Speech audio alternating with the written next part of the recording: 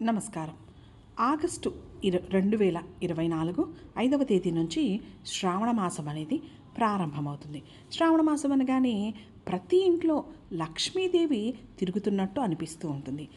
ఈ శ్రావణ మాసం నెల రోజులు కూడా ఉదయం సాయంత్రం ప్రతి ఇంట్లోనూ పూజ అనేది జరుగుతూ ఉంటుంది.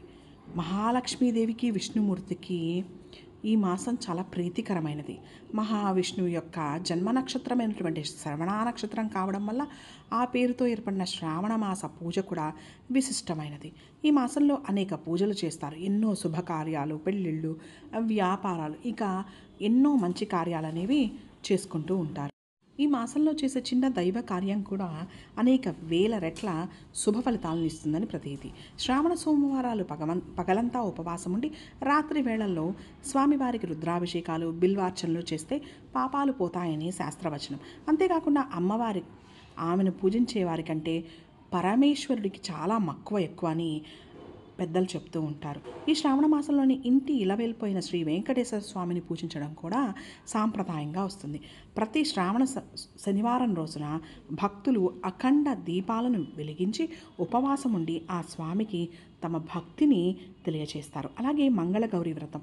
ఈ వ్రతం గురించి నారదుడు సావిత్రికి, శ్రీకృష్ణుడు ద్రౌపదికి చెప్పినట్టు మనకి పురాణ గాథలైతే ఉన్నాయి. ఈ వ్రతాన్ని కొత్తగా పెళ్ళైన వారు ఆచరించాలి. శ్రావణ మాసంలో అన్ని మంగళవారాల్లో చేస్తే ఈ వ్రతమే మంగళగౌరి వ్రతం అవుతుంది. దీన్ని శ్రావణ మంగళవార వ్రతము, మంగళగౌరి నోము అని కూడా అంటారు. దీన్ని వివిధ రకాలుగా పిలుస్తూ ఉంటారు. ఇక వరలక్ష్మి వ్రతం గురించి ఎంతమంది మహిళలు ఎదురు చూస్తూ ఉంటారో తెలుసు కదా. శ్రావణ మాసంలో పూర్ణిమకు ముందు వచ్చే శుక్రవారం రోజున ఈ వరలక్ష్మి వ్రతం అయితే చేస్తారు. ఒకవేళ అప్పుడు వీలు కాకుంటే మిగతా శుక్రవారాలు అంటే తర్వాత వచ్చే శ్రావణ శుక్రవారాల్లో ఏదైనా ఒక వారం ఈ వ్రతం చేసుకుంటారు. పూజా మండపంలో నిండు కలశాన్ని ఏర్పాటు చేసుకొని దానికి వరలక్ష్మీదేవి ప్రతిమని అలంకరించి పూజ చేస్తారు. దాన్ని లక్ష్మీ స్వరూపంగా భావించి పూజిస్తారు. ముత్తైదువుల్ని పిలిచి పండు తాంబూలాలను ఇస్తారు. ఈ పూజ వలన సౌభాగ్యం, సంతోషం, ధన ధాన్యాలతో వర్ధిల్లుతారు. ఈ వ్రతం గురించి స్వయంగా శివుడు పార్వతీదేవికి వివరించినట్టుగా మన పురాణాలు మనకి తెలియజేస్తున్నాయి. దీంతో పాటు నాగపంచమి, అలాగే శ్రీకృష్ణ జన్మాష్టమి మహిళలకు ఎంతో ప్రీతికరమైనవి. రాఖీ పండుగ ఈ శ్రావణ మాసంలోనే వస్తాయి. అలా ఈ మాసమంతా కూడా పచ్చటి తోరణాలతో, పసుపు కుంకుమలతో, పిండి వంటలతో ప్రతి ఇల్లు కూడా కళకళలాడుతూ ఉంటుంది. ఇన్ని విశిష్టతలు కలిగినటువంటి శ్రావణ మాసం ప్రారంభం కాబోతుంది. మనకి ఎంత ఉత్సాహంగా ఉంటుందంటే ఈ మాసం గురించి అందరూ ఎదురు చూస్తూ ఉంటారు. అయితే ఈ ఉత్సాహంలో మనము ఇప్పుడు నేను చెప్పబోయే కొన్ని వస్తువులను కనుక అంటే 8 వస్తువులను ఇంటికి తెచ్చుకుంటే మనకి తరతరాలు తరగని ఐశ్వర్యం వచ్చి కుబేరులుగా మారిపోతారని శాస్త్ర పండితులైతే మనకి చెప్తున్నారు. శ్రావణ మాసంలో మొట్టమొదటిగా తెచ్చుకోవాల్సిన వస్తువు నెమలి ఈకలు. ఈ నెమలి ఈకల్ని కనుక శ్రావణ మాసంలో అంటే శ్రావణ మాసం వచ్చే లోపల ఇంటికి తెచ్చుకున్న, శ్రావణ మాసంలో ఇంటికి తెచ్చుకొని పూజ గదిలో పెట్టుకున్న ఇంట్లో ఉన్న అశాంతి, నరఘోష, నరదిష్టి ఇట్లాంటివన్నీ పోతాయి. లక్ష్మీదేవి మీ ఇంటికి వస్తుంది. శ్రీకృష్ణ పరమాత్మకు, వెంకటేశ్వర స్వామికి, సుబ్రహ్మణ్య స్వామికి, అలాగే లక్ష్మీదేవికి ఈ నెమలి ఈకలు అంటే చాలా ఇష్టం. ఇక శ్రావణ మాసం వచ్చే లోపల కనీసం 3 నెమలి ఈకలైనా సరే ఇంట్లోకి తెచ్చుకుంటే లక్ష్మీదేవి త్వరగా మనకి ప్రసన్నమవుతుంది. శ్రావణ మాసంలో చేసే పూజలు అనేవి తొందరగా ఫలిస్తుంది. ఇక రెండవ వస్తువు ఏంటంటే గోమాత విగ్రహం.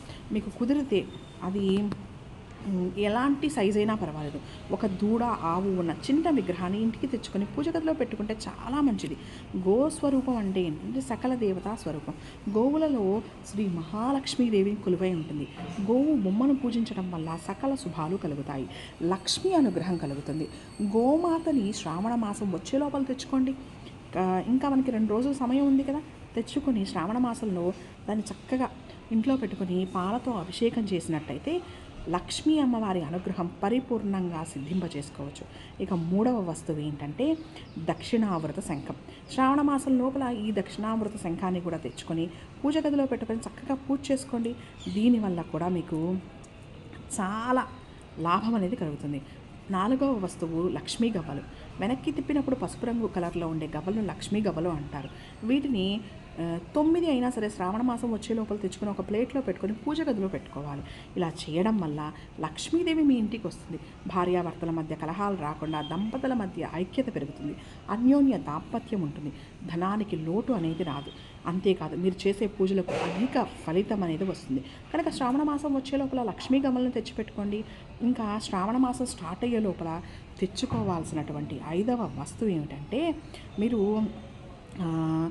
4 సామాన్లు అడిగితే పూజా స్టోర్లో ఇస్తారు. అదేంటంటే కాటుక, చిన్న అద్దము, పసుపు, కుంకుమ, గాజులు, ఇవన్నీ చిన్న ప్యాకెట్లో వేసి అమ్ముతూ ఉంటారు.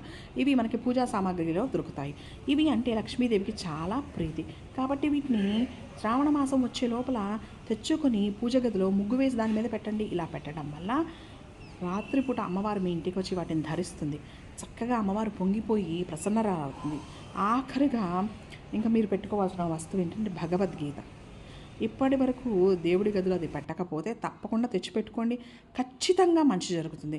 శ్రావణ మాసం లోపల ఈ వస్తువుల్లో ఏ ఒక్క వస్తువు తెచ్చుకున్నా సరే మీకు తరతరాలు తరగని ఐశ్వర్యం అనేది వస్తుంది. లక్ష్మీదేవి అనుగ్రహంతో కుబేరులుగా మారిపోతారు. ఈ వస్తువులు ఉన్నవారు తెచ్చుకోవాల్సిన పని అయితే లేదు. లేనివారు మాత్రం తప్పకుండా తెచ్చుకోవాలి. అలా తెచ్చుకోవడం వల్ల శ్రావణ మాసంలో మీరు చేసే పూజలకి అధిక ఫలితం అనేది లభిస్తుంది. శ్రావణ మాసం అనగానే ఇక ప్రతి ఇంట్లో లక్ష్మీదేవి తిరుగుతున్నట్టుగా ఉంటుంది కదా.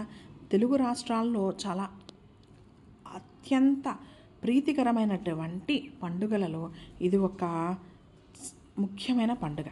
పచ్చని మామిడి తోరణాలతోనూ భగవన్నామ స్మరణతో అమ్మవారి పూజలతో కళకళలాడుతూ ఉంటుంది. ప్రతి ఇల్లు కూడా, ప్రతి గుడి, ప్రతి ఇల్లు కళకళలాడిపోతూ ఉంటుంది. అయితే ఈ వస్తువులు ఏమన్నా పనికిరాని వస్తువులను పూజ గదిలో నుంచి వాటిని తీసేయండి. కొన్ని వస్తువులని తీసేయడం వల్ల మనకు ఉన్నటువంటి దురదృష్టము, నరదృష్టి, నరఘోష ఇలాంటివి ఇంట్లో నుంచి వెళ్ళిపోతాయన్నమాట. కాబట్టి తప్పకుండా ఇంటిని శుభ్రంగా పెట్టుకోండి.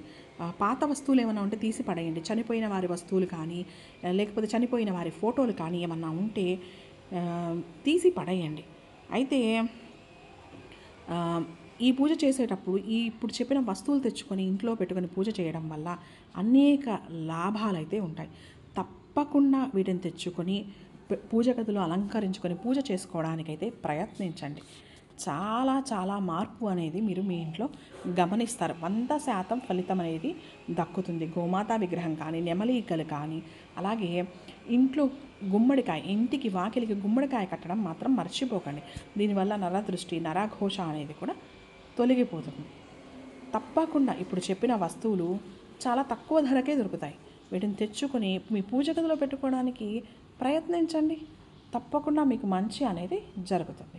ఇలాంటి మరిన్ని విశేషాల కోసం మా ఛానల్ని లైక్ చేయండి, షేర్ చేయండి, సబ్స్క్రైబ్ చేయండి. మీ విలువైన కమెంట్స్ని కమెంట్స్ రూపంలో తప్పకుండా తెలియచేయండి. అలాగే బెల్ ఐకాన్ని ప్రెస్ చేయండి. కొత్తగా మేము ఏ వీడియోస్ అప్లోడ్ చేసినా వాటి నోటిఫికేషన్ మీకు రావాలి అంటే please press the bell icon. Please subscribe our channel. నమస్కారం.